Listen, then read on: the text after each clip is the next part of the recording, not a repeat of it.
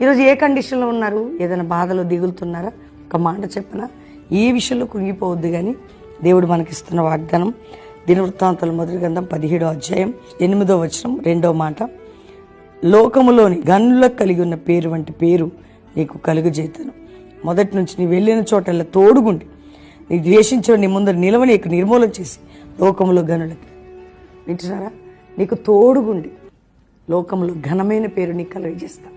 వాగ్దానం నీకు తోడుగా ఉండి ఘనమైన పేరుని కలుగజేస్తాను. కాబట్టి ఈరోజు ప్రభువు నమ్ము. అది దావీదుకి ఇచ్చాడట, నీకు నాకు. మనం ఆయన బిడ్డలం కాదా? ఆయన నమ్మిన వాళ్ళం కాదా? ఆయనతో ఉన్నోళ్ళం కదా, ప్రార్థించేవారం కదా, కాబట్టి మనకిస్తాడు. మీరు ఏ విషయంలో కృంగిపోవద్దు, ఏ విషయంలో బాధపడద్దు. దేవుడు అలాంటి కృప మీకు ఇవ్వద్దు. కానీ దావీదు వలె మనం కూడా ప్రార్థిస్తూ ఆరాధిస్తూ ఏది పట్టుకోకుండా ఆయన పాదాలు పట్టుకొని ముందుకు సాగుదాం. ఆ కృప దేవుడు మనకు అనుగ్రహించును గాక.